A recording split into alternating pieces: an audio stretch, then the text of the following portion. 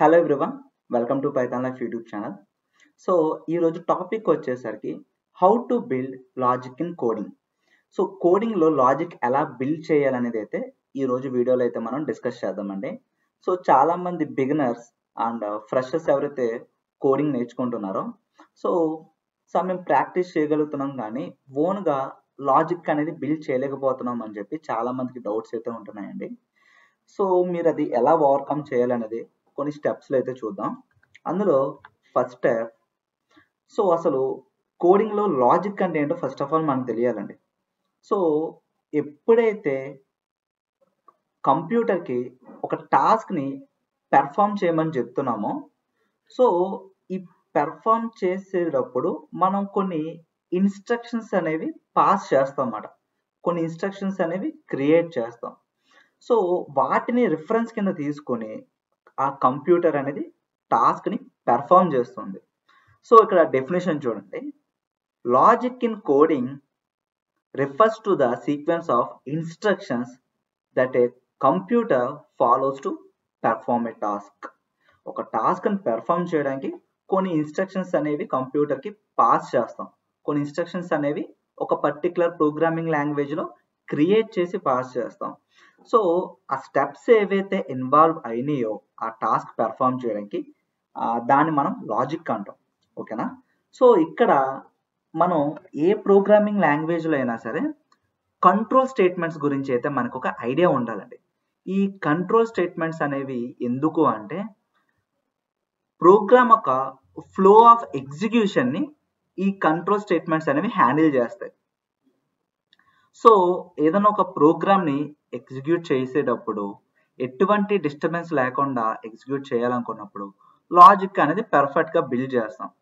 So ఇక్కడ for example control స్టేట్మెంట్స్లో మనకి conditional statements, iterative statements, transfer statements అనేవి ఉంటాయి. అందులో కండిషనల్ స్టేట్మెంట్స్ గురించి అయితే మనకి ఐడియా అనేది ఉండాలండి. సో ఏ ప్రోగ్రామింగ్ లాంగ్వేజ్లో అయినా సరే ఈ కండిషనల్ స్టేట్మెంట్స్ అనేవి ఉంటాయి. లైక్ పైథాన్ ఎగ్జాంపుల్గా తీసుకున్నారంటే లైక్ ఇఫ్, ఎల్ఇఫ్, ఎల్స్ ఇలా ఉంటాయండి. సో ఈ కండిషనల్ స్టేట్మెంట్స్ ప్రోగ్రామింగ్లో ఎలా వర్క్ చేస్తాయి అంటే కండిషన్ని బేస్ చేసుకుని వర్క్ చేస్తాయి అన్నమాట.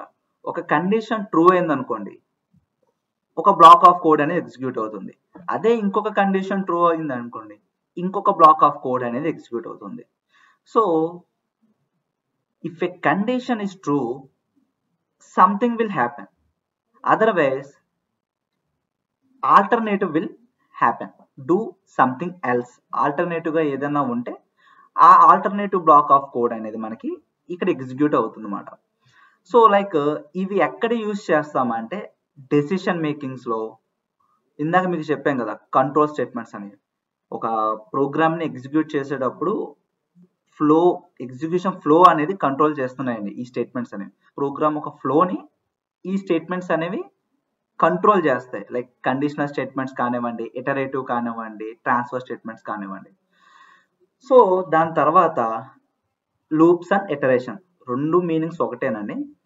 ఏదన్నా ఒక టాస్క్ని ఆర్ ఏదన్నా ఒక బ్లాక్ ఆఫ్ కోడ్ని రిపీటెడ్గా ఎగ్జిక్యూట్ చేయడానికి మనం ఈ ఇటరేషన్ స్టేట్మెంట్స్ అనేవి యూజ్ చేస్తాం అన్నమాట. Like for loop, while loop. So repeating task efficiently using loops. Loops ద్వారా ఒక టాస్క్ని రిపీటెడ్గా ఎగ్జిక్యూట్ అనేది చేస్తామండి. సో ఇవి ఎక్కడ మనకి ఇంపార్టెన్స్ ఉంటుందంటే లైక్ కోడ్ రిడెండెన్సీలో రెడ్యూస్ చేయడానికి అండ్ రిపీటేటివ్ టాస్క్స్ని హ్యాండిల్ చేయడానికి మనకి ఇటరేషన్ స్టేట్మెంట్స్ అనేవి బాగా యూజ్ అవుతాయి. అండ్ నెక్స్ట్ ఇది ఇంపార్టెంట్ అండి, breaking down problems. So functions are blocks of code designed to perform a specific task. ఒక స్పెసిఫిక్ టాస్క్ మాత్రమే పెర్ఫామ్ చేయాలనుకున్నప్పుడు మన ప్రోగ్రామింగ్ లాంగ్వేజెస్లో ఫంక్షన్ కాన్సెప్ట్ అంటే ఫంక్షన్స్లో ఒక బ్లాక్ ఆఫ్ కోడ్ అనేది డిజైన్ చేస్తామండి.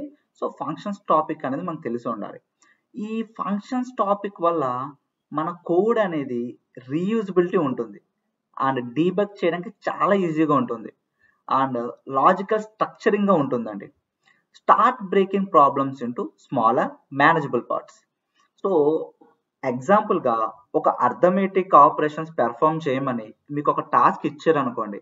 సో అర్థమెటిక్ ఆపరేషన్స్ని ఫస్ట్ ఆఫ్ ఆల్ మనం బ్రేక్ డౌన్ అయితే చేయాలి. Like addition, subtraction, multiplication, division, exponentiations. So ఎడిషన్కి ఒక block of code. So addition task perform చేయడానికి ఒక బ్లాక్ ఆఫ్ కోడ్ అనేది రాస్తాం. సో ఇది ఫంక్షన్స్లో రాయడం వల్ల మనకి రీయూజబిలిటీ ఉంటుంది, డీబగ్ చేసుకోవడానికి ఈజీగా ఉంటుందండి. అండ్ మల్టిప్లికేషన్ చేయడానికి ఒక బ్లాక్ ఆఫ్ కోడ్.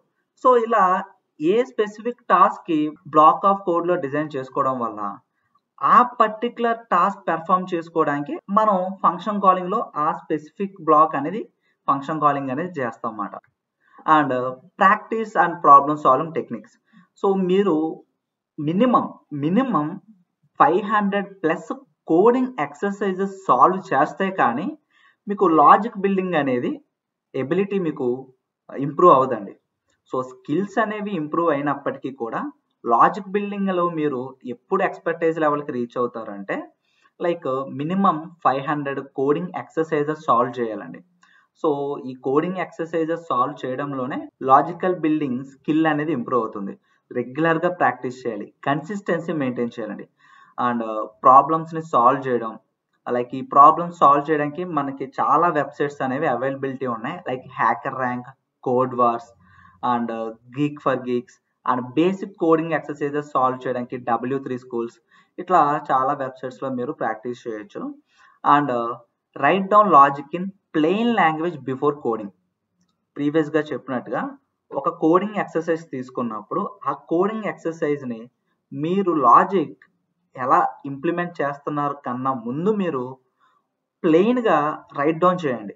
లైక్ ఈ లాజిక్ ఇక్కడ ఇంప్లిమెంట్ చేద్దాం, ఆర్ అదర్వైజ్ ఒక ఫంక్షన్స్లో లాజిక్ని మనం ఇంప్లిమెంట్ చేద్దాం. సో మీరు ప్లెయిన్గా మీరు ఆ లాజిక్ని రైట్ డౌన్ చేశారంటే తర్వాత కోడింగ్ చేసేటప్పుడు మీకు అది ఈజీగా ఉంటుంది. ఆ ఫ్లో అనేది మీకు అర్థమవుతుందండి, కోడ్ ఎగ్జిక్యూషన్ అనేది మీకు అర్థమవుతుంది అన్నమాట. అండ్ ఒక ఇంపార్టెంట్ అప్డేట్ అండి, పైథాన్ లైఫ్ వాళ్ళు Python programming language basic to advanced new batch అయితే స్టార్ట్ చేస్తున్నారు. లైవ్ బ్యాచ్ అండి. ఈ లైవ్ బ్యాచ్ ఒక డీటెయిల్స్ కంప్లీట్ ఇన్ఫర్మేషన్ అనేది మీకు కింద డిస్క్రిప్షన్లో కాంటాక్ట్ డీటెయిల్స్ అనేవి షేర్ చేస్తున్నాం.